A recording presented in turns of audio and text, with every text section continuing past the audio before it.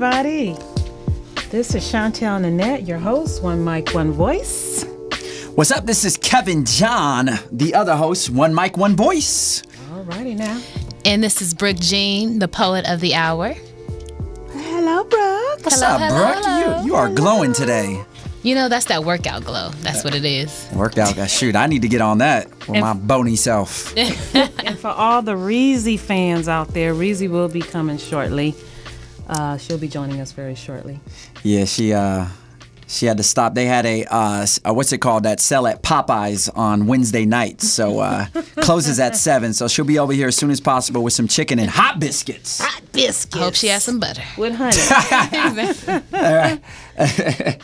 So speaking of which, we don't have Reezy here, but we do have a very, very talented and off the chain MC who needs no introduction, but I'm going to give a quick introduction. He comes from you all the way from the beautiful state of Oregon. Whoop, whoop. Oh, Oregon.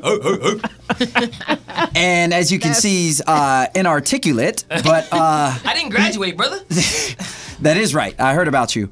But at any rate, he's joining us from Oregon. He's out here now. He is a talented MC, host, actor, stand-up comedian, stripper, whatever he could do to pay the bills. All of the above. All of the above. All of the above. Wait a minute here. I thought you listen, guys. Right before this intro, Kevin and Chantel said, I won't be talking, I won't say nothing, they won't introduce me until 10, 15 minutes later. So now why am I getting introduced right now? And so that's why we're about to toss the break, though. We're going to go ahead and toss the break. Kevin already messing up.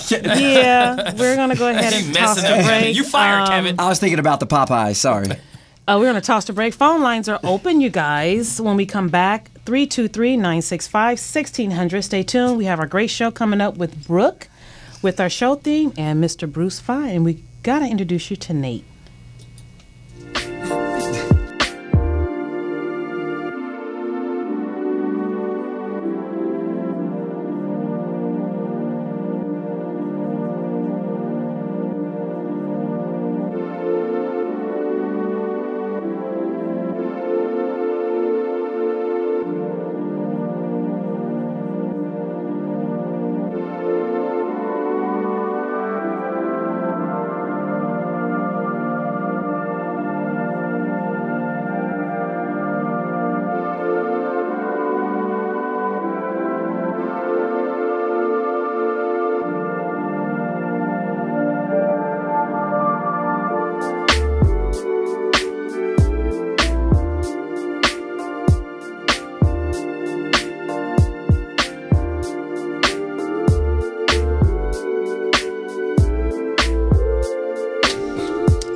You guys, this is One Mic, One Voice. I'm your host, Chantel Nanette. I'm her host, Mr. Kevin John. And I am your poet, BrookeJean.com. Well, hey, Brooke Jean, you have what's our show theme for today? Our show theme today is Amaze. Okay. I'll just let it speak for itself. All right. You know what makes you so wonderful? The courage rising in your chest, the confidence moving in your stride, the stamina of your concern. You do not let anyone get you down. How do you do it? Containing yourself at all times. Do you ever feel time bombs ticking so intensely you are on the brink of explosion? Don't you ever tire of the same daily gestures going out over and beyond for humanity's concern? Have you ever lost your cool, thawing out the atmosphere of your environment? When people see a person like you, so contained, full of joy with no complaints, the world burns with restraints, anxious to dig to your core, revealing the unknown to a room of assumptions. Do you know there's people living for your fall? Amaze. Don't let the fog from their gloom chase away your wholesomeness. That's the test of your character, to see how far you will stretch and bend for the greater good. Amaze of what could and will be, amazingly free. Don't let the clock stop us, stop you from digging deep. Amaze. I like that. Amaze. Okay. And that was amazing. Yes. You know what, So, though? Sorry, Kevin, but there was a lot of spit flying from Brooke's mouth all up on the microphone. Yes, I saw all that's that girl. emotion right there. Girl, that's passion. She puts it all into it, saliva and I everything. love that. That's passion. Well, we got Nate over there. Hola. Hola. ¿Cómo estás? What's happening, Mr. Jackson? Man, you know, I'm feeling good, Chantel. Thanks for having me here on this program. This is my first time here talking on a mic over here. One mic, one voice. Yeah, we had him here for our Christmas show, and he was just... He was all over the place, tearing it up. I said we have to have him. Came back for round 2. Right? You know, Chantel, your voice, and I hope I don't get a sexual harassment suit going on here, but your voice is very soothing. I could go to sleep with it. I feel like having you tuck me in tonight. Wow. Actually, I'm thinking about doing a jazz show too later on down the line. I was about to say, y'all, invite me. This is not the love. And speaking of soothing, sensual voice, we have none other than Miss so Reezy. loving that hair. Oh my God. Ooh, I was running to it. Reezy, you got the Shaka Khan hair going on right now. Shaka My Khan. house, I promise. I love it though. It's like blowing the wind. Welcome to the studio. That was my workout for the month. You really ran here? I sprogged. From where? Where did you sprint from? Sprint Whatever jogged. street is right next to this one. Okay. Whatever block. Cochran, La Brea. Washington? No, The it's street that way coming from La Brea. yeah. Okay. So you ran a block and you're tired? Black folks, we need exercise. We do need exercise. Wow. And you in your running gear too. You got No, the I'm tight. not. You already got the tight pants on. These are my like you work just left pants. the gym. I'm so digging the dude. I love the hair. Let me see. I said these are my work pants. I'm about to say, where do you work at? Obviously somewhere where they do yoga or something. Yeah, clearly. It's very corporate. Ooh. It's very corporate. Exactly. So welcome, Reezy. How was your weekend? It was good. I moved. Again. By the way, this is the third time Reezy done moved in the last 2 weeks. Just In the got to 4 California. months that I've lived in LA, or 3 months, So I've you're moved 3 averaging times. moving a month, once a Well, month. I mean, I live in a really cool place now. Okay, cool. So That's what you said the we're last having, time. No, I didn't say that. I was in Koreatown last The time. time before last. It was cool the first time. It was, It was too now it's a bit expensive. cooler. yeah, well, now I like can that afford to place. live That there. was in West Hollywood. Well, now I'm on Santa Monica and La Brea. So So you're right there. You want to come see me? I'm about to say, thanks for giving all the listeners where Are you having a housewarming? We'll be talking about stalkers shortly later. So. Are you going to have a housewarming? Yes, Reezy? in April. Okay, So cool beans. you have to bring something to share, there. preferably money or wine. So I'll just bring some food, all right? How does that sound? She said money or you wine. making? Those are the qualifications. What am I making? Well, I got to make some. How come I just can't stop and pick up, like, I'll bring you some know, food. some I'm El a Polo chef. Loco or something? what? El Pollo Yo. You don't even know what you're bringing. You can't bring that. You could bring some like curly fries or something, or Some curly cheesecake. Bring cheesecake. No, I'm not trying to give everyone diabetes. You got to bring the cheesecake from the Brownstone Bistro. Remember the Yes, with the sweet potato? Yes. Yes. Plug Yes. the Brownstone Bistro. you know it. That cheesecake was off the chain. I forgot to plug them that day, but I mean we forgot to. It was awesome. Everyone was caught up in the bite. Because you were Yeah. too busy stuffing your face, Yeah. as we all were. And As we actually, all a were. friend of mine actually came up here not too long ago, and she said, "Have you tasted their sweet potato?" I don't know what I said. The sweet. I don't really potato like sweet cheese. potatoes. I don't care for it either. But the cheesecake was bomb. Yeah. Cheesecake was the truth. Sweet potato, Bomb meaning sweet good, potato cheesecake. You know, I feel lonely way over here. I mean, because, you guys like 20 feet on the other side. Listen, guys, That's there's okay. Nate everyone's on the Jackson. other side of the desk, and I feel lonely over here, and Reezy coming here looking like a bootleg Beyonce all pretty. And Bootleg Beyonce. Listen, I'm more Kelly Rowland than Beyonce. Brooke is Beyonce. why? Well, I guess in that case, I feel lonely over here, guys. I might need a verbal hug. Because you're Michelle. Ooh. We love you, Michelle. We love you. I love Michelle Williams, by the way. But Reezy, that was cold. That was cold. But does that not fit what we're saying right here? No, I don't fit. I don't If this wanna is be Michelle. Beyonce Kelly, then you got to Wait. be. You could be LaToya Luckett. Yeah, I was about to say, what if she was like LaTanya or one of the other ones One that of the lasted a week? originals. One of the loser. No, but I think Michelle actually has one of the better voices. Have you guys ever heard her sing? I've seen her sing live. No. Michelle has this gospel song called "Heard a Word." If you haven't listened to a it, word? I heard a word. Okay. It's like, I heard a word. It's like if you're going through some troubles and you are stressed. I promise you, if you listen to "I Heard a Word" from Michelle Williams, I guarantee you'll cry. Look at you testifying in the booth. In the booth, In way the over here, booth. 20 feet away. In the booth, feeling lonely over there. I feel like her voice is just it's too thin, too light to carry a song. What? Michelle Williams has a strong. Too light. I don't let me think tell you that. something. I feel like it's I saw Michelle live in Color Purple. okay. And when you talk about a strong voice, I'm talking about Jennifer Hudson level. This woman was belting, all right, and singing. We never got to see that. Yeah, and Kevin, singing. she sings along with 2 other strong women, Beyonce and Kelly, who sing a little stronger than her. I'm talking about her holding her own on a stage. I'm not talking about her being overshadowed by Beyonce. We all know Beyonce's mic is turned up in the studio. Hers is turned down. Even when they sing live, her mic is, they just give her a mic and say, just hold this, Michelle, pretend. I don't know. I don't know. I just don't like all this negativity towards Michelle when I think she's equally as talented. Well, that's the thing. As her. I think she's talented more than Kelly Rowland. Kelly Rowland is not that talented. You saw her to me. perform on stage and made that realization, right? Yeah. But I've never seen her perform anything but with Destiny's Child. Yeah, and live performances are always She was better, never allowed to shine. I saw Kelly Rowland live, and it was despicable. When did you see her live, Kevin? You don't got no money, man. Exactly. When did you see her live? Under the bus he threw you. Actually, it was the time your mother took me to the concert. She She financed everything, so you started this mother. You guys are clowning. Just talking about my mom on air like this. Hold on. I'm bringing the guns out. The guns out. Okay, what does this shirt say? Grumpy cow? Kevin, why are you looking at her chest? Let me see.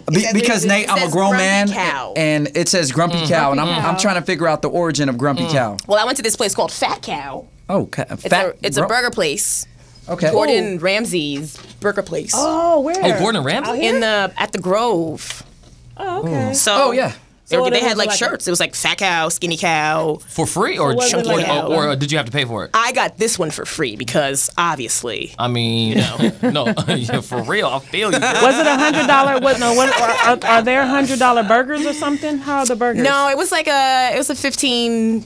I also didn't pay for the burger, so Like it might not have been. You must have went on a date then. What is with women always going on dates just to get a free meal? I was by myself. Why not? Nate, I was about to say that's Why not? Right? Yeah, why If you not? have the option. Okay, I'm gonna have Exactly. I'm gonna have to defend Nate on this. talk about it, Kevin. Men, we invest the time, Right. We put in our hard-earned money Right. To get what? and we come up with everything. We plan the date, organize the date, Okay. figure out where we're taking you, and you guys get off free. Wait. What do we Scot-free. do? What do we do? We do our hair. That's because- we put on No, makeup. not all y'all do y'all hair. We Not put all on y'all put on makeup. But we Dress up. I done we picked look up nice. some of y'all with Uggs on. Well, and- I'll hit all the pressure points with a little Dior. Yes. Hey, but wait, hold on. So is this fair? So, this question is for Chantel. This is for Brooke and Reezy. Listen, is it true that sometimes you go on dates just to get a free meal? And you Why have not? no interest in the guy. Is that true? I heard Chantel, this. speak on this, Chantel. That's true. I don't want to Speak on this. incriminate myself. No, I don't do that. No. Have you ever done it? Yep. I'm not gonna No, I lie. don't do Yeah. that. Lord does not smile on that. Yeah. Jesus don't smile on that. That is true. I mean, I'm Listen, being honest. but told the guy, and they are completely fine with it. Yeah. You know what? Actually, I don't know about that. Timothy 1 states, "Thou shalt never mislead a man for a No, dinner." Right. Not mislead. It also said thou shalt I not completely was fornicate honest. before marriage. Kevin, are you abstaining? Absolutely. Because you can't just take the chapters and the verses that you like. Well, first of all, Preach, there is no preach. Timothy 1. Second of all, you just went with your boyfriend for 3 weeks on a nice getaway in New York. I Okay. know y'all wasn't sitting there having Bible stories the whole night. I didn't bring Christ into the convo. That was you. That was you with the scriptures. I was talking about Fat Cow. Okay. I also refuse to incriminate myself. So, thank you. So would you go out with a guy just for a free meal? Reezy? It depends on yes. It does. Yep. Wait. That you had. Well, every girl would do that, Kevin. But the addendum to the question, the extraness to the question. incriminating part. Listen, that you're not interested in. Would you go out on a date with a guy just for a meal that you're not interested in? Not interested in. Absolutely. No. No, because you don't Not want to for me. mislead. You don't want to You don't want to mislead. Not you now. know. This If is it's- old if it's- Reezy. If it's what do they call it? Mutual. Mutual, yeah. Yeah. Why not? Going But but Chantel, have you ever done that? done what? Gone on a date just for a meal? Nate is going in today. Really? Nate must have had some really bad dates recently. I plead the Nate fifth. is actually a married man. Yes, plead I'm the a married fifth. man. Oh, Yeah. And my wife is fine. Did you tell your wife you were here today? Yes, Get him! Wait. Get him! I didn't even Whoa, It was Chantel! spoken that was- earlier, a whole little situation. change the color of your hair. So, Spade. Looks good. Okay, y'all just went into girl talk over here. What is it? I had just peeped. I just peeped.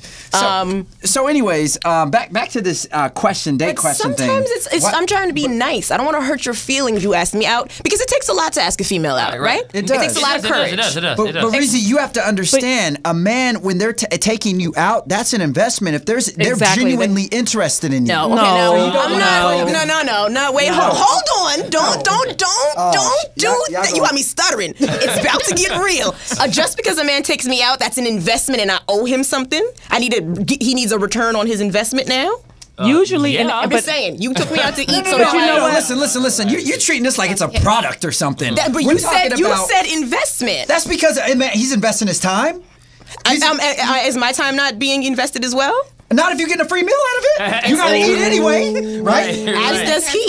He also has to eat. Apparently, you love to eat with your cow shirt on, so we know that obviously that's. You guys gonna have some callers calling in on this. I'm sure. Well, of this. we waiting for it. I mean, you gotta think about it. Like, it's not all one-sided. We're having a conversation. Right. We're enjoying each other's company. And if I'm clear that I don't want it to go any further then that's what it is. That's what it is. Right, Okay, gentlemen, let me ask you guys. Let me ask you guys this question. Okay, throw it back. When your intentions, when you do take a woman out on the date, and you're treating her the dinner, all that, what are you expecting in return after that date? What do you think? Okay, exactly.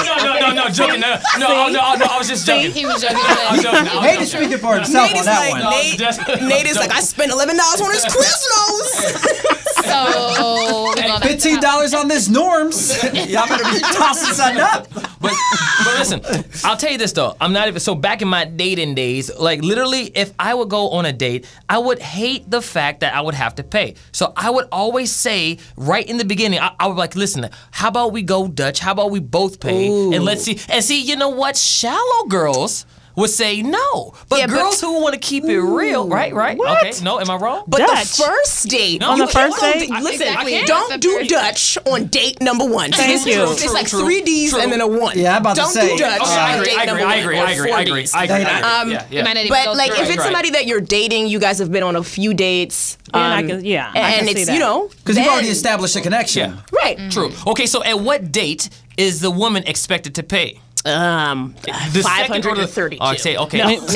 When she's ready to. Now, When she's ready, when you feel that you're worth it. when it's I should say. when it's a date that's not like movie, skating, drinks, hotel. When it's like it's hotel? I mean, Look at you, it's the wild side, girl. Yeah, exactly. Go over here talking about me, Ellie. condemning me on my scripture. Listen, I didn't quote the book. Yes, you did. You said thou fornicate or whatever. After you threw Timothy at me, you threw Timothy in my face.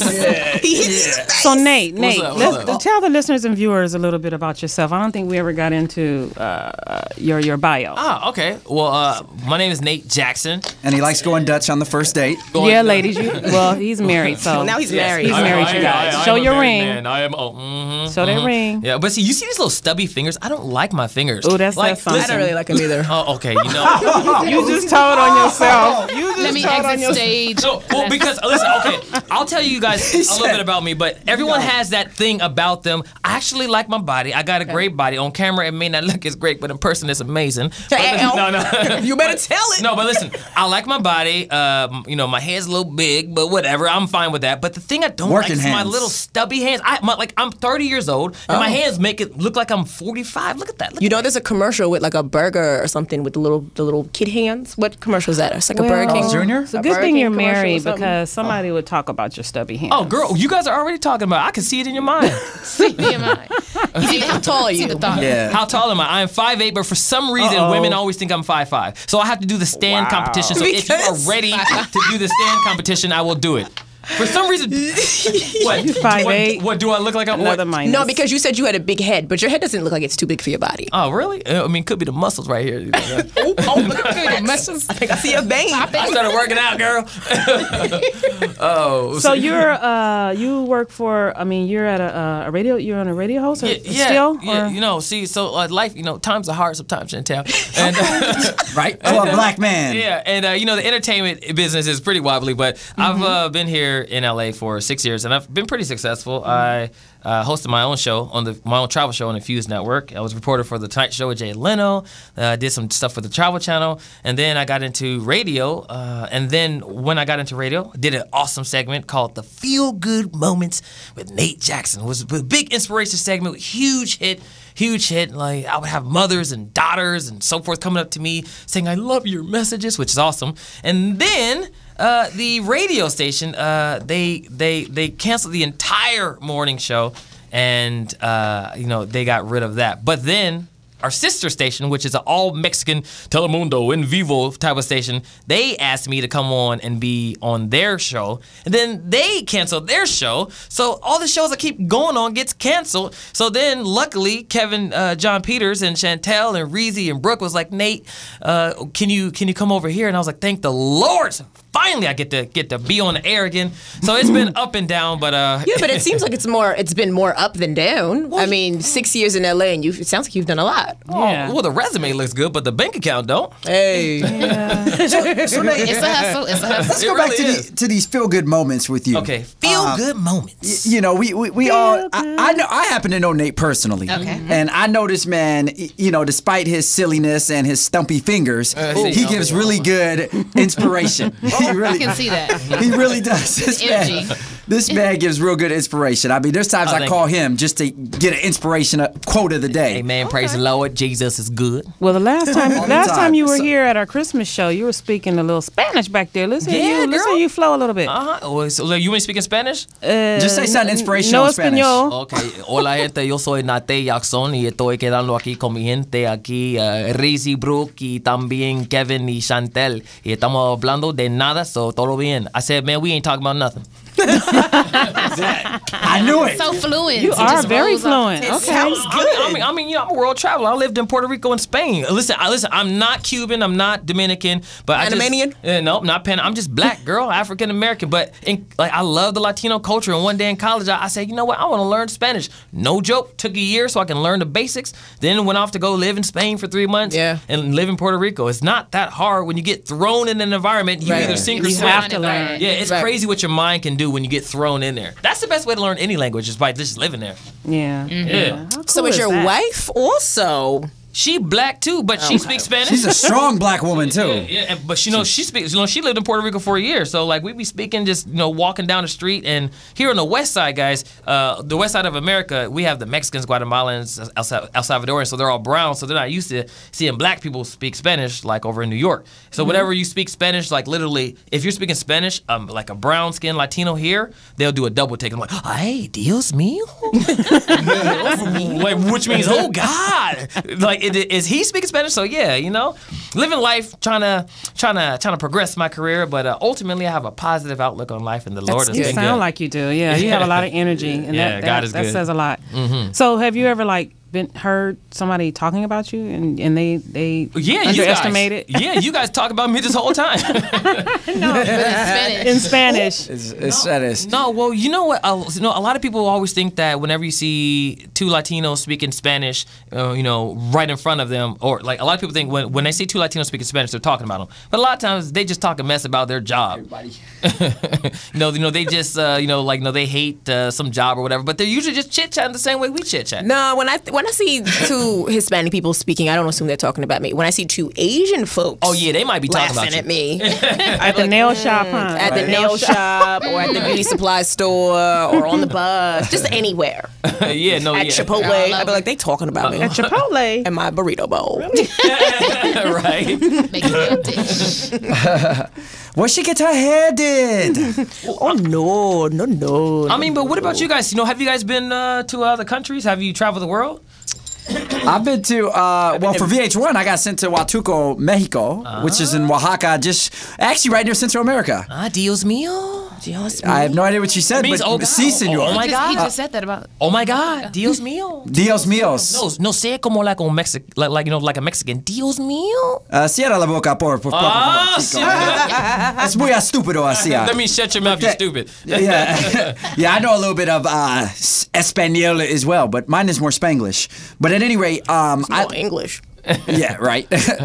Reezy es muy negra, muy bonita, ¿sí? Yeah. Call me a pretty black girl. Yes, he did. See, I'm complimenting you. Negro. See? But anyway, so you've been in Mexico, you said? That's Negra. Negra is It's black. Yeah, negra. Brooke looks at me like, ooh, you said a bad word. No, I know that. Brooke was like, I knew, Mom. I'm like, I'm laughing at y'all. Now, Brooke, you would be more blanca, muy blanca. See? Muy blanca. See? Look at you, the Spanish professor over here. Yeah. So what you guys Yo, get my into boy. this week? What you guys get into this weekend? Well, we already heard about Reezy. She was cowing it up at. I didn't even get to finish sorry. my moving story. My roommate rented a U-Haul and was like, "Marie, you got your license, right?" And I was like, yeah. But when I was first of all, I've had my license for 2 years, right? I'm from New York, so I drive like once a month. Yeah. Since being in LA, I drove once. Oh, Lord. And it was like right around the corner because I had to return a rental car. Were you scared on our What? streets? Heart pounding. I was sweating. I was like, I'm not even going to cut the radio on. I don't want no distractions. I turned my phone off. I was like, I don't want no text. But he told me to drive his better car. here than in New York. He told me to drive his car, and he was taking the U-Haul like ahead. And I'm in the back just... Take deep breaths. Mind you, it was like a 5-minute drive, but I was like, you want me to get over? I was like, I don't even know. Left turn, but I didn't crash or hit anything or knock over anybody's baby carriages or anything in the street. So it was a success. It was a good. It was a good weekend. On our streets, you have to drive defensively anyway. Where do you live? In LA. Just in LA, period. You have to drive defensively. Yeah. Everybody's People in and in- out of traffic. People in LA cannot drive. Yeah, you got to drive aggressively out here. Especially, I like it when you drive and you're in a spot where you're driving down the street where you're looking for a parking spot, and there's not many parking spots. I will sit there and do like a turnaround U-turn against traffic to get a parking spot. Like Medea, remember Medea? How she somebody turned in her parking sounds like space and something she Medea went would off. do. Yeah. I mean, I don't go off on nobody, but I straight up just Turn around maneuver, against turn yourself. around, But go against traffic, run over babies. But You got also to get those spots. to survive as a driver in LA, you also have to be able to deal with aggressive drivers because Of just course. because someone's honking at you, Right. it'll freak you out and you'll drive into traffic and you just assume that that's where you need to be. But I thought New York was the same way, though. No, we know how to drive in New York. No, but no one else says that in the We know world. how to drive in New York. Yeah, I don't LA, know. I had a bad experience in New York with y'all drivers. You must know Y'all about the taxi cab cabbies. drivers The cabbies. don't even have licenses. They don't Run care. past They will hit you and then keep it and then turn the fare thing on. And then tell the fair thing. like, You "You did? hey, That's no, $5. You did? I'm like, what? But here- you ran me over. I don't know. Maybe it's because like everybody from LA is from like different parts of the country with different traffic rules or something. Y'all just don't know how to deal it. No, Chantel, listen, I'm from Oregon and I'm used to yielding to people, and I'm telling you, when you start driving here, it turns you into a monster. You start honking more and you get aggressive. Yeah. But listen, let me ask you guys this though. Do you guys have any driving pet peeves? What's your number one pet peeve where you are ready to strangle somebody? I can't stand when your blinkers on. That's why people drive crazy out here. When your blinkers on and you're notifying people, I want to move to the right, and they'll speed up. They speed up, Or they slow down, or they speed. Yeah, it's like they purposely just playing with you. So Like, that's why some people don't even use their blinkers. They're like, Right? oh, No, well, yeah, it's true. You know?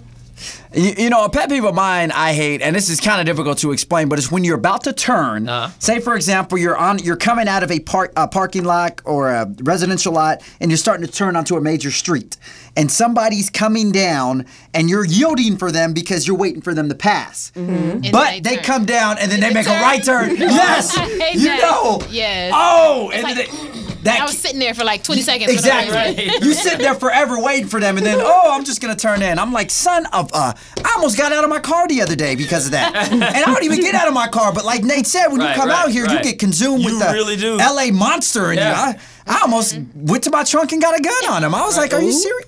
Can you not talk about stuff here? There's a lot of gun violence here. Peace in the vehicle. That was... I was embellishing. It was okay? too soon. I went and got my knife, but still, all right. It was Right. You know they were shooting people back in the day. They calmed down on that. I'm Back in the day. so you- glad. I think that's totally. I think that happened today. Somebody got shot on the freeway. Yeah. Oh no. Well, I mean, I I'm don't know talking about on the freeway when people were just Shooting on the shooting on the freeway. freeway. for road rage? Yeah. Well, this is LA. I know there was a Expect sniper that was anything. taking This is people out, LA. but- Well, see, listen, and you never want to listen. This is why I stopped honking recently, like 3 days ago, because you You never know who's in that car. Know who's in that car. Listen, people are crazy. You heard about the stories of a chef cooking his wife of that? What? Yeah, like I heard about back in Yeah, September. at that restaurant. Yeah. You heard of that Christopher Dorner, police guy who went crazy? Right. You never know what person is just ready to snap. So you just listen. Don't honk your horn unless it's going to kill you. Yeah, but you have to apply that to any situation. You never know who you're you're in the supermarket with, or who you're like.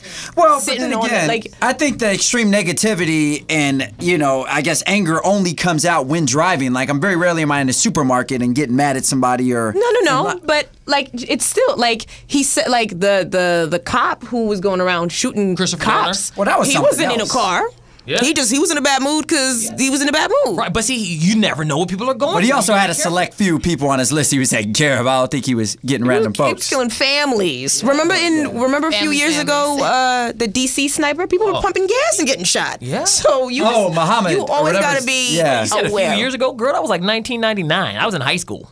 That was that DC sniper was like 10 years ago. That was 10 years ago. That's a few years. I was in college. Yeah, that was about 10. He wants you to say decades and centuries. You know what I'm saying? A few centuries.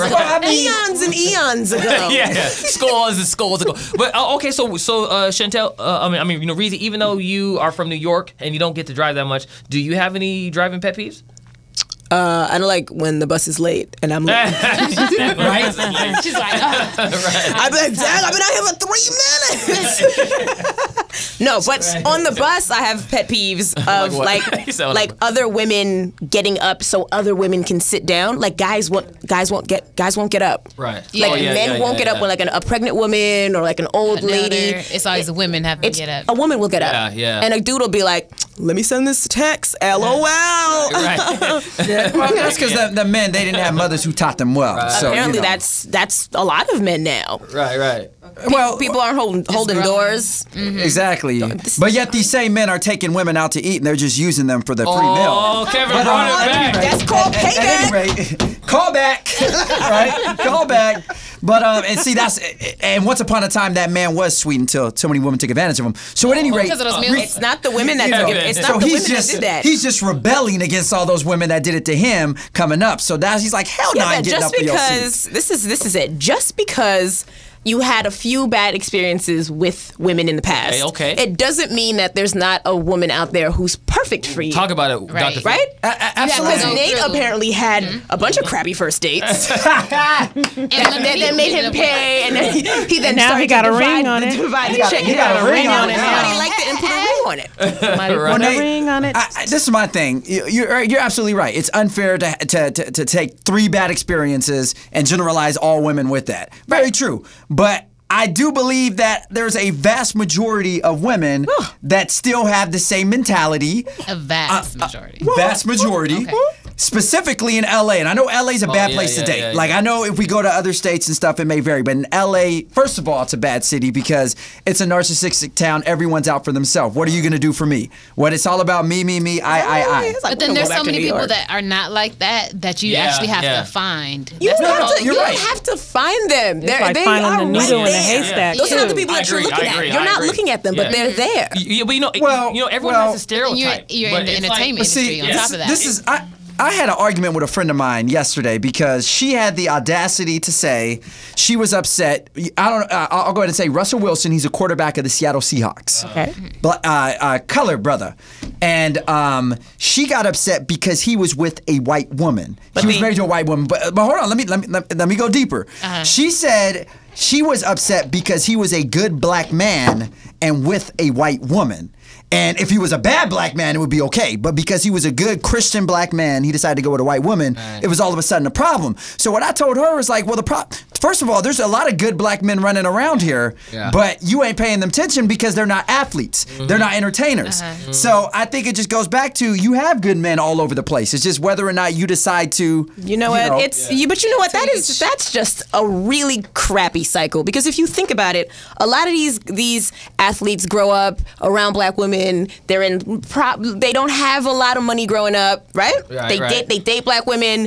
They go to college on their little football scholarship. They join the NFL, and then boom, Rebecca, hey girl. These same people who were not paying them any attention so much in the beginning are now on their arm candy trophy wife they're all over the place. Go ahead, Nate. Well, see, listen. I feel like people get too concerned with what other people do. Really, you should be focused on trying to find that right fit for you. So listen, people will complain about everything. People complain about driving. People complain about TV shows. But you need to focus on who you are and your own. Here comes that inspirational Nate. Oh, nuggets. No, sorry. No, but nuggets. But see, Nate's Nuggets. Nate's Nuggets.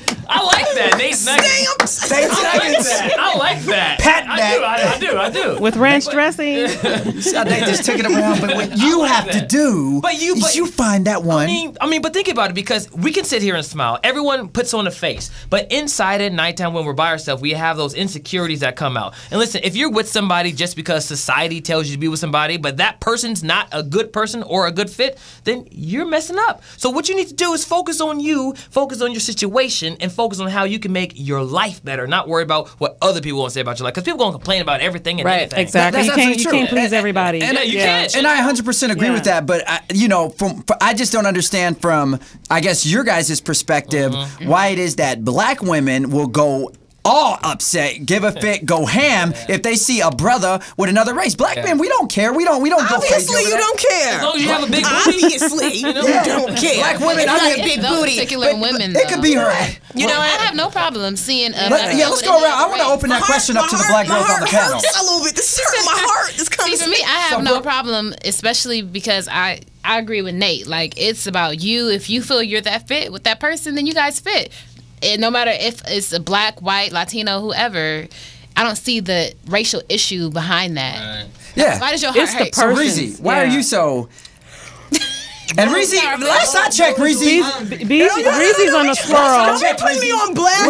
You dating a white man yourself. Yes. Oh, are you really? You go, girl. A white man. Well, I must say, go, too, my whole family's mixed. And all the men in my family are white? No, they date white. I mean, they're married and they date. Yeah, so... but we're all mixed, so it's white, like Middle Eastern. We're mixed. Everything. So you don't have so you're saying you don't have a problem with interracial dating? Not That's at good. all. That's good. That's good. Okay. I go by the person's heart. Yeah, look at Bruce over there. Bruce fine over there. Bruce got a little something but for you. Know what? It's 2013. Interracial dating is the norm now. It's the norm. You got to think segregation was in the 60s. Yeah. Ended in the 60s. Right. So that really was not. I wouldn't say ended, but segregation ended in the 60s. Not really. Not really. But you know what? You guys, civil rights movement was in the 60s. Check. Okay, Encyclopedia Brown. But like in South Carolina and Louisiana is heavy segregation. Yeah, but I wouldn't go there. Like there's still states to this day that I won't go. Like Mississippi, I'm not ever buying a ticket to go through there. Well, we're going to go ahead. Hold that note, Reezy. Please hold that. We're going to come back with that. We're going to go ahead and toss the break. This is I'm One mic, one voice. One mic, one voice. Get it. Every Wednesday, 7 p.m. at Roscoe's Media Center. Be right back.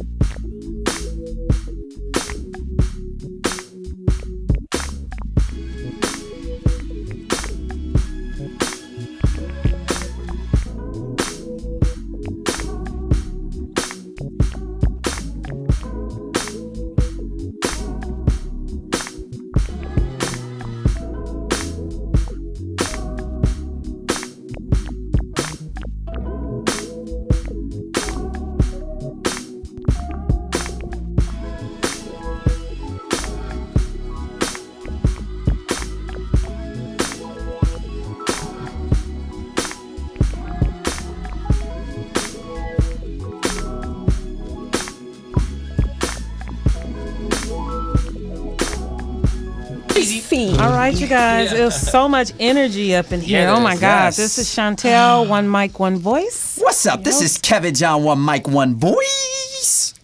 Sorry, Grubby Cow Reezy, ayo.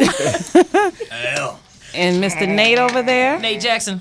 Nate Jackson. ¿Cómo estás? Yo estoy muy bien, muy bien. Okay, and then we Si, have senor. our special guest on deck with us, Mr. Bruce Fine.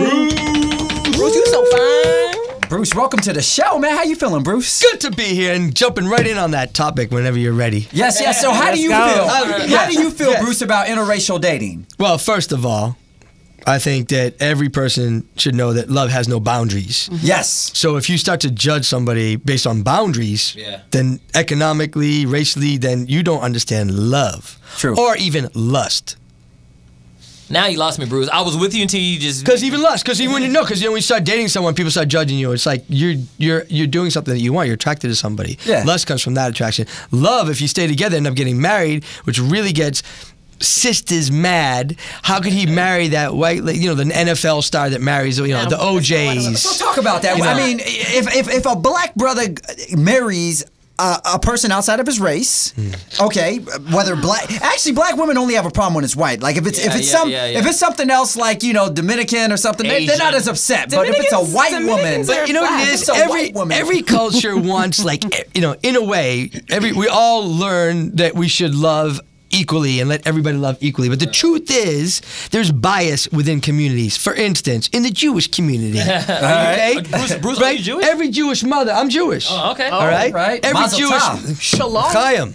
Yes. I did a bar mitzvah on Saturday, so for you. go ahead. Baruch Hashem. So, yes. So every culture would love, every Jewish mother wants their son to marry a Jewish girl. That's what they want. And that's what you brought up with that pressure. It's the same pressure that a black man gets from his mother or from other black women that you should marry a black woman. That our relatives, our forefathers, what our forefathers went through, we have to continue this race, this culture. Yeah. But the truth is, you grow up, it's your life. Absolutely. Right? Right, And yeah. if you meet someone that makes you happy, which is hard to do, period, right? Then that's who you want to be with. So it gets, as you become a mature adult, you have to make those decisions. And listen, Woody Allen married his Asian daughter. Yeah. And no one's Stepdaughter. it's a stepdaughter, but please. Oh, he put a Morgan Freeman then. Worse, because he raised the girl. And Disgusting. does anyone remember how that relationship was discovered? The I don't mother found a naked Polaroid of the daughter Yeah. and said, "Who took this?" Gross, yeah. Okay. So wait a minute, how old But was they're the married. daughter? How old They're was she? married still. But how old was she? 16, How old wasn't was the she? daughter when he started? 16. 16. She was little, young. So he was doing some statutory Right. type. Can you imagine Oh, Lord if have mercy. That is if disgusting, What a disturbing, and dirty old Sandusky-like. okay, can you imagine how scandalous that would have been in a different situation if it wasn't this this director at the time everybody adored, because now everybody's like, all right, he's a freak show. But the truth is, It's like Roman Polanski. well, Wayne Fetterman, to give credit to a Jewish comedian who has this joke, he says, hey, 20 years, still married to the same daughter. You got to give him credit, right. To the same. Still married to the same daughter for 20 years. That is Okay. That is but bad. But so everybody's attracted to what they're attracted. We grow up where I remember when I grew up, I knew what I was attracted to. I knew I was attracted to exotic women, dark women. I wasn't into blonde girls. Are you married to a black woman now? No, I'm married to a little Jewish woman. You know what? Your mom must see, but your Bruce, mom's Yeah, I having. end up marrying. Bruce, let But me see, ask that's you- what happens. We end up marrying our mother. So, oh Lord, That's what we sometimes It's do. true. they come back. It comes full circle. Yeah, my wife has a ton of qualities that's just like my mom. It's true. It's true. Yeah, and that's probably true. That's good. But Bruce, let me ask you a And the question. relationship is almost 20 years old. Not married the whole time, not happy the whole time, but together still, family. And when I dated, I did date all Outside your race. Yeah, absolutely. Now, did you have good experiences when you dated black women or Latino women or other women? I learned. I want to tell you the white man's experience. Yeah. You want I need Jewish to man. hear the Okay. white Jewish Massachusetts Okay, comedian here it is. experience. Okay, so 1990, I'm at a comedy club in the Valley, and I meet a girl, and her name was Tamra, but she didn't go by Tamra. She went by her rap name. Now, this is 90. Oh. 90. I told you I'm a pioneer. She have gold teeth? MC Gold. MC Gold. Almost hit it. Yep. Wow. MC Gold. And everyone had an MC. And we started to date, and I remember like the first date we went out and movie, whatever it was. I remember coming back, she said, and a white girl would never do this in a million years. And she said, can we stop at the store? I gotta get some gum. I said, sure, So I stopped at the store, and she was gonna come in. I said, sure, I'll come in. And she went shopping. It was like 7-Eleven, and she got toilet paper, she got cleaning supplies, she got gum, she got everything. Now, she needed some stuff. She needed some stuff. She had a ride to the store. And you know what? She was so slick about it. I appreciated it. Don't tell me you paid for it, though. I paid for everything. Ah, sucker! We were talking about this. But I just said. Hey, Bruce. Hold on. Just quick side note. We were talking about this before you came. And she used you for some toothpaste and some soap. But can I tell you? For the ride. That would never, ever happen. She was just a street smart girl. Okay. Now, as the relationship continued, the funniest thing was that she acted like oral sex was the ultimate Olympic gold medal. Like as a white guy, you would have oral sex with a white girl before you knew her last name. Right. That was like, hey, how you doing? Yeah. Suck, suck, suck. Hey, I might like you. Suck, suck, suck. Maybe we'll go to a movie. So it was new to me that MC Gold was keeping the head as the ultimate gold medal that I had to work and train for. Well, was it worth it once you got it? It was good. It was good. I was like, damn. She built the anticipation. That's right. Anticipation might have made it. Had it been Becky and it happened immediately, you wouldn't have had the same, appreciation and whatnot. Now, did she keep the goat teeth on, or? I remember she said, "I'm going to get in the bubble bath," and I went into the bathroom, and she had the Ivory.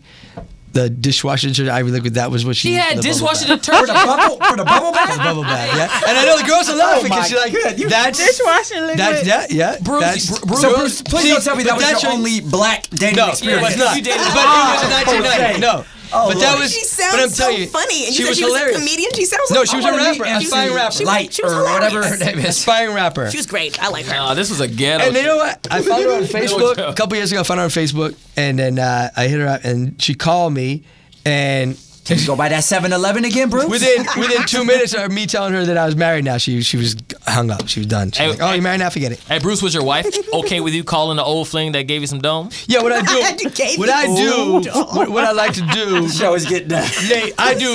Listen today. Awesome. I do the same thing as you, Nate. I like to make a list of all the things that I'm going to do, and I let my wife know. Well, obviously, Nate, what's on the list for tomorrow? That you By the way, sweetie, at 11 o'clock tonight, I'll be on bangbros.com if you want to know. Don't act like you don't know what Brain Bros is. Yes. I got a subscription. Yeah. So anyways, so Bruce, what was it about the girl that you're with now that made you just want to, throw it all in and say, I'm going to give up my player card, I'm going to be with you the rest of my life? What was it that... I knew she'd be a good mother. Oh, yes. Is that so? That's huge. So you evaluated on her mother skills. Yeah, and that's absolutely. I don't know if I'm ever going to get married then. I'm not... So do you have any kids? Do you have any kids? You got 2 little boys, 9 and 6. Nice. Oh. Mm-hmm. She's a wonderful mother? Yeah. Are you a good dad? Yeah. Amazing dad. Wow, amazing. That's what I hear all the time. Guys, marriage is a beautiful thing. Like, so many people have so much negative... Nuggets! Nuggets! Nuggets! I don't even mean to get it. But listen, marriage really is a beautiful thing if you're with the right person. Yeah. The problem is a lot of people end up getting with somebody that they know is not the right person. That's why there's a 51% divorce rate. A lot of people get with people who have qualities or traits or characteristics that they don't like, but they say... I'm gonna fix that. I'm gonna change that. Yeah, they try to turn around and fix it. And then some people are just in love with the idea of marriage. The idea of being married is what they're in love with, not the person. They don't care. They want the picket fence and all that. They just want to be like, I got married. I'm engaged. There's a ring on my finger. We live together. So to my married people over there, because I'm single and it's something I'm going through. When do you? Okay, men don't really have lists. Women have lists of what they look for. No. Men kind of have. Men have. Everybody has things that they kind of want and they don't. We have more of a short list, but we do have a list. Yeah. Okay, well, at any rate, there's requirements, there's criterias that you look for in a potential mate. Right. So my question to you guys is when is it? When do you determine whether or not they either got to have everything, or you'll give or take a few things as far as being lenient or flexible? It's negotiable. Yeah. Well, first of all, my dad told me when I was in my 20s and having the time of my life, he said, there's only one reason to get married, to have a family. He said, don't get married for love.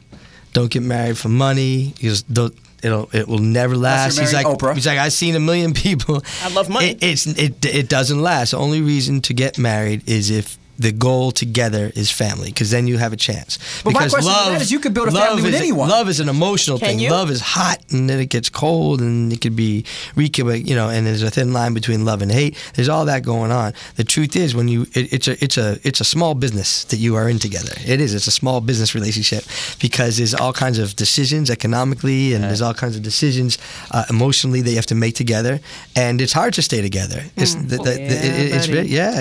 mean, I think marriage is a business relationship. Well, I think it depends on how you view it, though. Because if you view it just as getting married just for the family, then that's one thing. But me, I'm Christian. I believe in Jesus, and God favors marriage is what He talks about, and if you're not married, like you should, you're going to end up getting in girls' pants or girls getting in guys' pants back and forth, and you're going to be doing all this sin and this lusting, and it's like, why don't you marry not just for the sex, but settle down with somebody that you love, that you care about, someone who makes you happy. Yeah, someone who makes you happy, to where you can, of course, have a family, but you can share, a little bit of wham bam thinking, man, at the same time.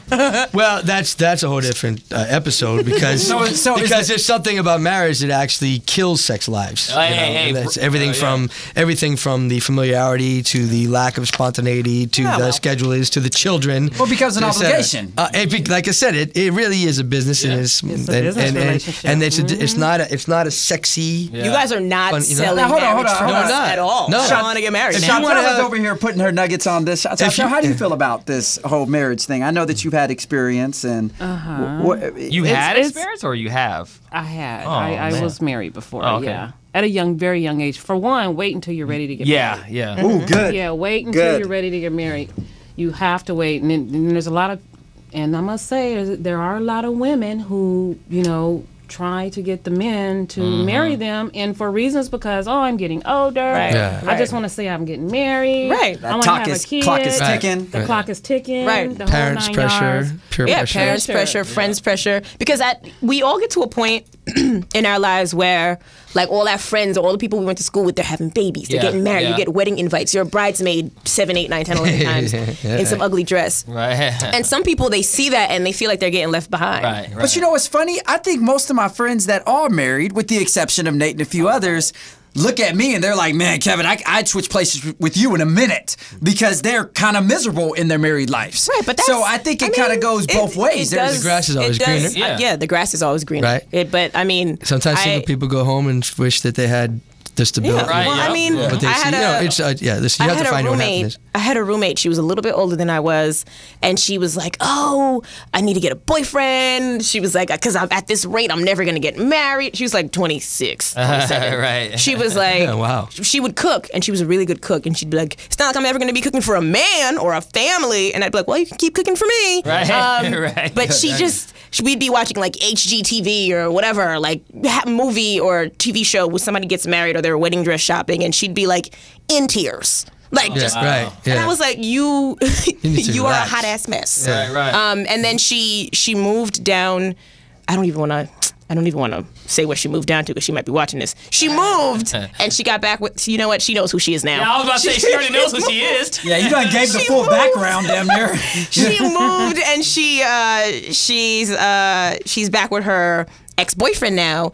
And when we spoke on the phone a few months ago, she was like, "Oh, we're getting married."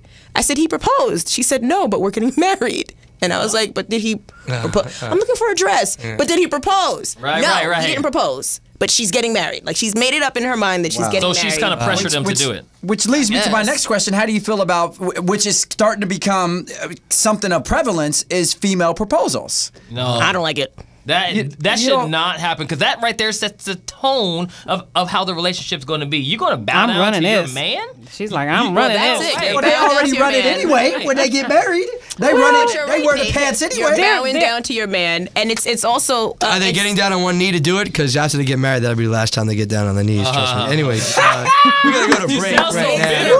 I'm kidding. That's so bitter. Hey, comedy. Hey, Bruce, I hope your wife isn't watching this, Bruce. I know. She's watching. She's not allowed. Or the kids, for their sake. Yeah. So Bruce, is the not to get too personal, but do you say once you get married, there's a lot of spontaneity in sex, role playing or things of that sort. Role playing? He did not say that. Well, you heard that. I kind of added that, but because Bruce, I can see him getting in like a Batman outfit, and but you have to do role play. What'd you say? I'm sorry. Whoa, Chantel! You have to. I mean, little freak. You have to. I know, Chantel just came out. You actually have to keep. I mean, you have to keep it the fresh. spontaneity. You have to keep it fresh. Exactly. So that's my question. What do you do to keep the bored. love alive when you are married and it's starting to get boring, or don't say an cheat, obligation? Bruce, don't say cheat. Don't say it, Bruce. So Chantel, give us an example of how you role play. Give us a. I'm not telling you that. My daughter is in this. Chantel's not here to share She her ain't here. nuggets. Brooke ain't here. She's not here to share her nuggets. Perfect timing. It's gonna be on Brooke's friend's Facebook page tomorrow. Thank you. Okay, then I saw your mother talking about role respond to playing. Nate's You guys can say that. You guys, you have two married men over there. Nate, there's 3,000 massage parlors in Los Angeles, and they're not for single guys. Yeah, right. No, but you know, Bruce, happy endings. Hey, Bruce, I can actually. I mean, I know what you mean. When my wife and I, because we've been married a year and a half. Okay, and it's still new. Year and a half. You should. Wait. Hold on, Bruce. Hold on. New. So we've been married a year and a half, and before we got married, I really hope that her parents aren't watching this. But before we got married, first of all we waited to have sex, right? Mm-hmm. And like we'd always get hot and heavy, but then literally for some reason, like the second we said I do, and then we're like. It's like it just turned off. You're like, whoa, who turned the lights off? So like now, I got wait. When you say it turned off, there was no passion behind or desire behind wanting to have sex. You weren't so go. Listen, after she said I do, she don't. Is that what you're telling me? Well, no, because she does. She's a well, very Nate, they have pills. There's Viagra, man. We can get you help, man. But listen, I like to think of it like this. Think of anybody who gets something. So like a rich man who has a big house. At first, he's happy about the house, but after a while, it's just the house. Second nature. Hey, it's the whole wanting what you can't have. Yeah. That whole whatever. The achieving thing is. that goal. So then Nate. So then after y'all got married and it was honeymoon night, you guys are both there in the bed and you're like, okay, we can do it. And it was womp or whatever happened. No. I'm not saying that's not what he said. No, he didn't say that. But I'm saying, I don't have erectile dysfunction if that's what you want to know. ED? It's okay to say ED, Nate. No. Erectile dysfunction. But Nate, no. We call you special ed. But what I'm saying is, you said, and then I think this happens to a lot of people. It's hot and heavy while you're in it, and then once you are able to do it, you're granted with the permission or whatever to do it, and it's not there. So how was it for you to get past that hurdle? Well, listen. First of all, let me say this. Before I got married, and I was not living in the ways of Christ, and for many, many years. I like to hear about those days. That's the but Menage. Some of that story. But before you hanging out Jamie Foxx style. Whoa! I've heard about his house parties. I'll tell you this though. Lord ever. Ain't no fun if the homies can't have some. It was like. It was always about the chase. And even when I was single, it was like you were so excited to get with that girl that had the nice weave in and the baby oil and all that. But then right afterwards, it's like do those two go together? Weave and baby oil? Weave and baby oil. It's actually Bruce, for you is gold teeth. Cocoa butter. It's cocoa butter and weave. But like literally right afterwards, like back in those days in college and whatnot, I would be like, okay, I'm over it. So it was always about the chase. And I feel like in some ways, maybe sexual life for some married people, I don't want to say all, but for some or a lot of married people, could be like that. At first, it was about the chase. You were having fun, doing exciting things, but then once you got married, there's no chase, so you have to, continue to try to do sexy things and find sexy ways. And my wife and like role play. But role play though. I mean, I ain't an actor. Yes, you are. No, I'm not. No, you acting right now. Meaning, Change it. So getting into costumes, like Kevin, Robert. Kevin, do you like to pen out and jot this down? I'm really. There are a lot of follow-up questions. I'm really, inquired about. In my experience, and I'm probably been married the longest of anyone here. 20 years with the same. Yeah, married going on 14, but together 20. With all the different things. However, I've tried Oh, past tense. over the years. Going to strip club together, going to couple therapy. I mean, I've done it all. I'm like the Forrest Gump of relationship. All right, I've lived all these. Ran all over the place. Tried everything. Tried everything. And the truth is, this stuff works for a minute. All right.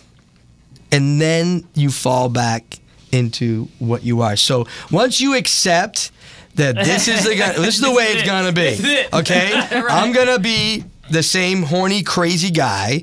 She's gonna be tired and unhorny. Right. And she's now accepted that I'm gonna go out and I'm gonna go to Vegas for a week and I'm gonna do my thing, but I'm gonna come back and take care of the house. And she wants to go to ladies' night and go do whatever she wants to do. Go. Right. Okay? Once you have that relationship, that's real love. Well, I mean, I don't know about that. Not where you going. Right. Yeah, nobody wants to be interrogated. Not where you going, where have you been, and snooping around. That's not real love. Real love is what I told you, the first part. But you know, let them do what they want. Take care of your priorities together. And listen, guys, grow. Like Joe Budden's Don't cheat. new girlfriend, huh? Don't cheat. Whatever you Is that do. Joe Biden or Joe Bud- Budden. Oh, the rapper. That rapper. the rapper? His new Oh. girlfriend is Who's his new? I didn't even know Joe Biden was still alive. See, you're Is he dating you're raised another one with a big from the butt? church, Nate. So you have Yeah. very It's always different. You have some strong goody video hoe, anti. video model. Yeah. Whatever you do. Listening to you guys talk got me. Monogamous. You're very strong monogamous thing. But see, monogamy is unnatural. I don't care what the religion says. Yeah, but the Bible says in 1 John 2:15, do not love the ways of the world or the things quoting in the world. 1 John because that 2:15 not is God. unnatural. Okay, that's unnatural. Let me slide my seat down for the Lord smites you. But you know, that's just not 2013 relationship stuff. It's like listen, but no, it's like these fellas, guys when you you see. cannot Let say me ask this. you something, Nate. When you see these guys on the news after We all looked up. I just want to give you an example, in my opinion, of where you're wrong. Okay. If you watch television, Wait, wrong about what? Just quoting the Bible to relate to today's relationships. So what you're It's to saying is me, wrong it's to about me, it's to cheating me. being okay? That's a different time. Wait, I just want to be on the same page. So, you're saying wrong about cheating being okay? No, wrong about what the Bible says about relationships applying to real relationships today. Well, I mean, but you say it's unnatural, and of course it's unnatural to be faithful. So then, then you agree that cheating is okay.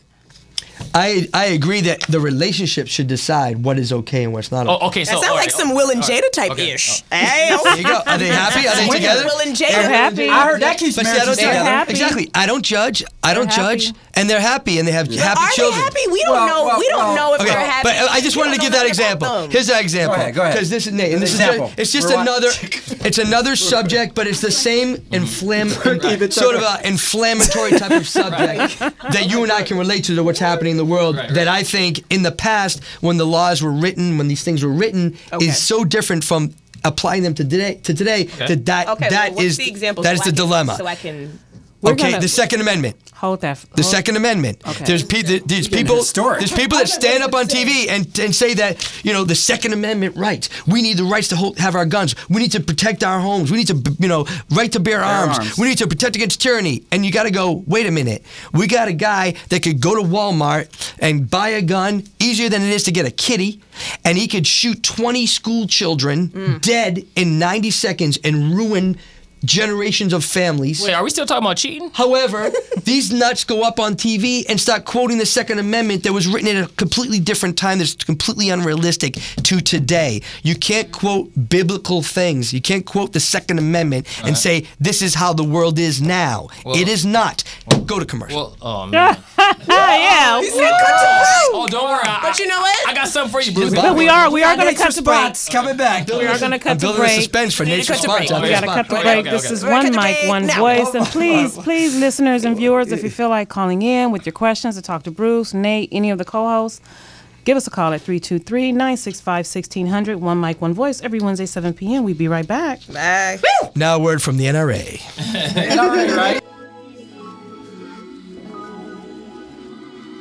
Are you a diabetic? Need some energy? Need to quench your thirst? Try Pitbull Sugar-Free Energy Drink, the only energy drink named suitable for diabetics by the American Diabetic Association. And it's now available with no calories, no carbs, no sugar, and no fat, and a smooth, natural blend of energy, vitamins, and minerals. Need to quench your thirst? Try Pitbull Sugar-Free Energy Drink, the only energy drink named suitable for diabetics by the American Diabetic Association. And it's now available with no calories, no carbs, no sugar, and no fat, and a smooth, natural blend of energy, vitamins, and minerals. Pitbull Sugar-Free Energy Drink is the healthiest, best-tasting energy drink around. For more information and online ordering with free shipping, please visit hiphopbev.com. Remember, Pitbull Sugar-Free Energy Drink, suitable for diabetics, great for everyone.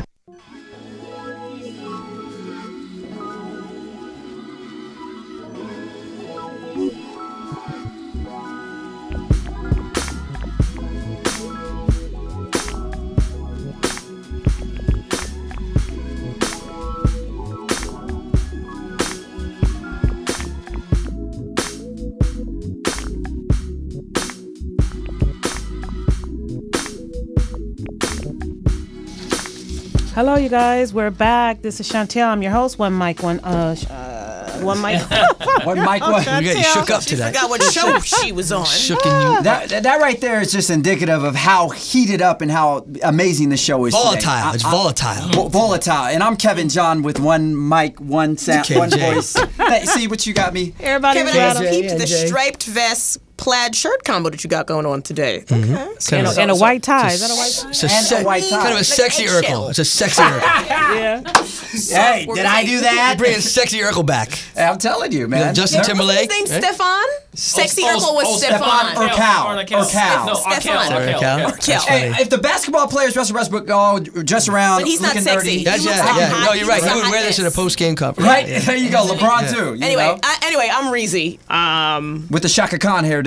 It looks good, though. I like it a lot. It was. I told you I ran here, and the wind was like, all right, so this is my Beyonce wind. Like how Beyonce always has a fan in front of her. Exactly.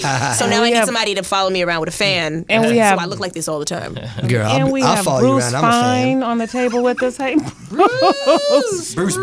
Mr. Bruce Fine. So I'm here. Besides all this sex talk and relationship talk and swinger talk, I'm here to promote. Yes, yeah, Will and that's Jada. Another thing. Lifestyle. I have friends, by the way, the ones some with kids, some without, that have joined the quote unquote lifestyle. And if you don't know what that is, Google lifestyle in LA, and you'll find yourself invited to like 50 parties up in beautiful parts of California. You'll be what? Swinger parties. I mean, I do want to see the rest of LA. So those are expensive though. Someone once forwarded me an invitation. It was like $100 or something for one person. Hey, no. First of all, when you pay, you get drinks, food. It's listen, for guys. couple. It's The cheating life may seem great, but I'll tell you this: in a study conducted by the Examiner, says that approximately 50% of divorced men and women reported that their spouse cheated. There's a way that seems right to a man, but in the end, it leads to death. So I'm telling you, even though it may seem pretty, even though it may seem nice, ultimately it's like you destroy your kids and your families, and it's just never worth it. Nate, but you didn't read the small print. And Demi Moore? You didn't read the small print, Nate. The other 50% that stayed together, the only reason they're staying together is because they're cheating on the side. All right, so the laugh pack. Bruce, yeah, y'all really got me not wanting to get married at all. Bruce I'm terrified of marriage now. Wasn't nobody going to marry you anyway? Oh my goodness, that's not true. That's not what you was telling your friends. There are very generous women out there. What are you talking about? Kevin. So Bruce, you with Bruce Fine Productions? The Laugh Pack is an all-star comedy show that Chantel and Brooke have been to, and it is we have a couple of big shows coming up. If you're in LA, we have March 23rd. Saturday night over at Theater West. That's sponsored by Chipotle. So you get we get burritos and guacamole and an open bar and parking and the show. Nice hilarious. Sully McCullough from Dopey Menace is going to be on the show. Roger Cabler, who's a brilliant impressionist. 3 or 4 other comedians will be stopping by. The whole show, the dinner and the drinks and the parking in the show is $28. 4 tickets for $99. So for $25, usually what it costs to park at the Laugh Factory, not to name anyone in particular, but the Laugh Factory on Saturday night, $25 to valet. For that same price, see a better show, have dinner and drinks, and have a great time. And then April 1st, if you're in the Valley in the 805 area, we're at the Thousand Oaks Civic Arts Plaza. It's a beautiful place. There's a big theater there. And we have Fritz Coleman from Channel 4 and Kathy Ladman from Curb Your Enthusiasm and singer Allison Coster and the Laugh Pack Orchestra, which is really a trio, but they're awesome. I call them an orchestra. So I have some shows coming up, and it's thelaughpack.com. And you can go to brucefine.com and see all the other things that I'm up to. Now, Bruce, I see. Oh, I'm sorry. Go ahead. Sorry, I want to talk to you about your comedy career. You're a stand-up comedian. I've been a stand-up comedian and actor and writer for 20 years. And you just headlined around Christmas in Vegas, didn't you? I worked the Improv in Vegas. Yeah. I was just there. It was interesting. That same week, the history of my comedy career was all on the Vegas Strip. I won America's Funniest People doing an impression of Andrew Dice Clay, and Dice Clay was at a hotel on the Strip. I got my start working with the managers of Seinfeld and started, kind of in that camp there. And Seinfeld was across the street at Caesars, and for like 18 years I worked for the Wayans brothers from the early days on, and they were at the Sean and Marlon were doing a Wayans brothers comedy thing New Year's Eve over there. They were all on the Strip at the same week I was there. It was very strange. Wow. It was like, this is your life. Now, how is it comedy life? How is it working with the Wayans? I see you did a lot of movies with them. How is it working with Keenan and? Well, it's like looking back at college, because college you worked hard in class, and then you played hard. You had the greatest times with your friends. It was exactly that for me. That was my Hollywood college, because I was at the comedy clubs just pitching jokes to guys, and then I pitched a joke to Damon when he got off stage, and I pitched a joke to Marlon and Sean, and all of a sudden they were like, this guy's got some good jokes. Yo, come hang out. And we just went and hung out at Jerry's Deli one night, and we were just writing jokes, and then hey, you know what? We're going to be doing this new sitcom. You need to come punch up our pilot script. There's Wayne. Wow. And so I went before the show was even on the air, and was just punching it up. Just happy to have the gig. And then when they got on the air, then I got a job. People forget that's exactly how Hollywood works. Right. People are like, why you got to do shit for free? You got to do stuff for free. Because it leads to a job. Yeah, because they appreciate, they know what you're doing. Do you hear that, interns out there? Yeah, no, intern, man. We didn't even call it intern, and we just did it. It was just like, that was, they called paying your dues. Right. Now they're like, well, I've served my 40 hours internship, so now I want a job. I'm like, really? Okay. I'm going to get another intern. Exactly. But and then I punched up the early movie, Scary Movie, and I worked on what was a lot of fun was the press junkets. So when you go to promote a movie like Little Man or Scary Movie, you fly to New York and you do Conan and Regis and all that stuff, and now you do Fallon, and you do the morning shows and you do the night shows. So it's a long day, and you got to do 8 different shows in a 2-day period. Wow. Right. And you don't want to say the same things over and over. So you need jokes and you need ideas. So they would bring 3 writers. So we would fly on the jet, go to New York, stay. On a jet? Yeah, on the Sony jet. Nice. With Mr. Chow's on the jet.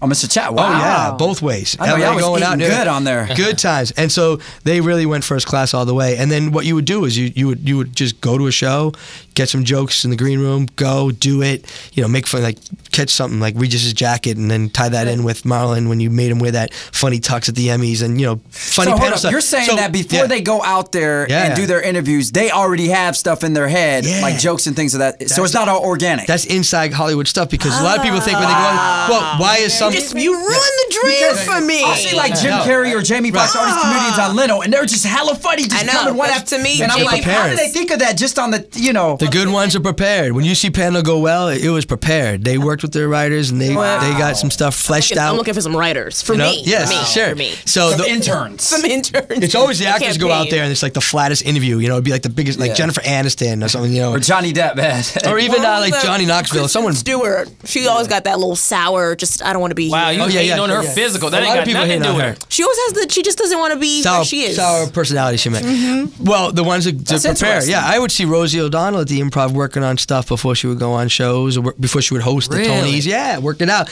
Rock did that early on. If he was going to go and do 5 minutes on a show, he would go work it out. So you pretty much just got to stay fresh. You got to stay fresh and work it out, and that way, then you give them the little alley-oop line, So how much? So how do they determine whose jokes did they take from you, or how much of that actually comes from them, and how much comes from their team, their writers? I think they nail it when they do these shows about writers, like 30 Rock and all these shows where you see like how competitive it is with the writers, and writers are funny. They're very insecure, and what they do is they write all the jokes and they're trying to get the best jokes in, get the jokes early. There's always the little goody two shoes that get the jokes in before noon, so they'll look at them first and maybe get them in the packet.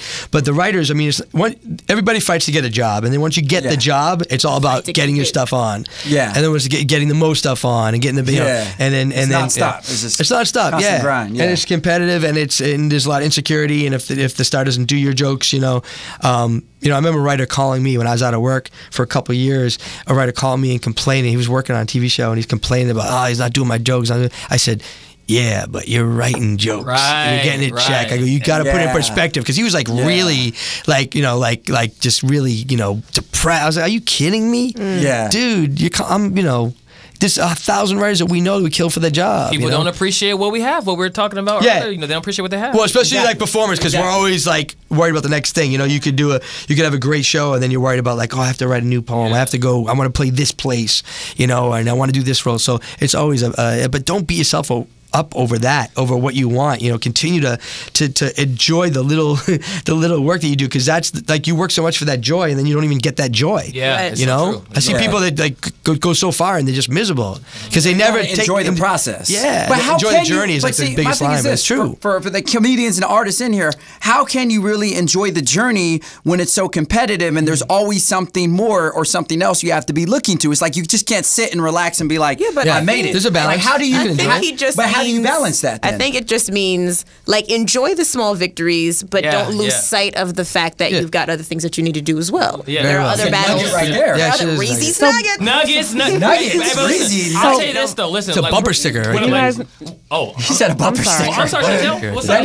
Bruce, you were just on the Real Husbands of Hollywood. Oh, with Kevin Hart. Yes. Yo, yeah. I don't know if you watched the show, but it's a very funny show. I watched the first episode. Yeah, I heard it was good. Chris Spencer's someone I go way back with, and he said, we got a little part for you, and no pun intended.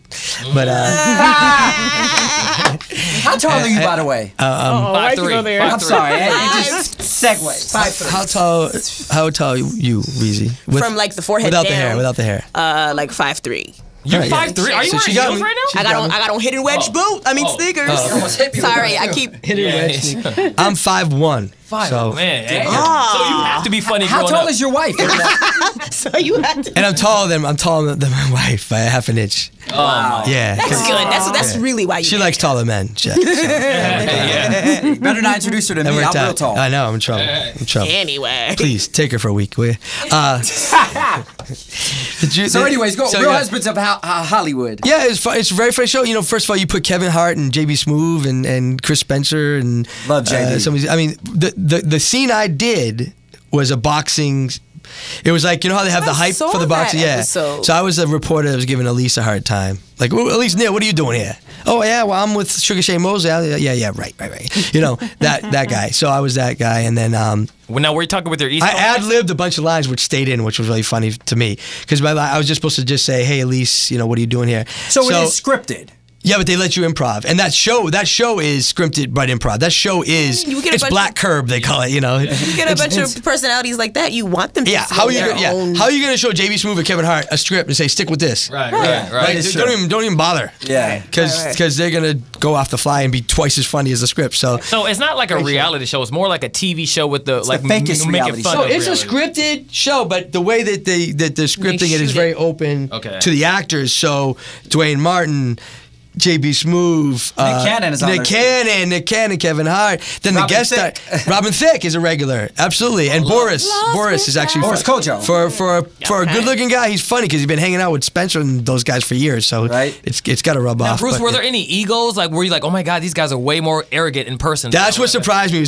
I have to say, it was the entire opposite. I worked on a lot of shows. Here's the thing about me.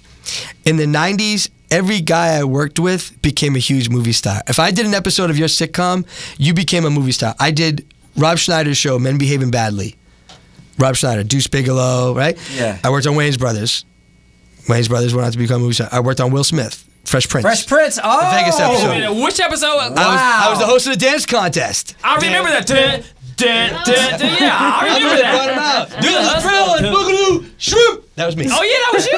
Wow, he still remembers the lines. Because it was just on the other day. You're still getting royalties from that, right? Checks coming in? My niece just hit me up. My niece just texted me 2 days ago. She saw it for the first time because there's a whole new generation discovering the show. Right. Yeah, they're on Nick at Night, and they're in syndicated cable syndication too. Wait, so Bruce, who was the most arrogant celebrity that you were so shocked by? Everyone thought that this person was cool, but you're like, oh my God, this guy's a jerk, or this lady's a, you know. Now, Bruce, just be careful before you say it on here. We don't want to ruin it. Say what the name rhymes with.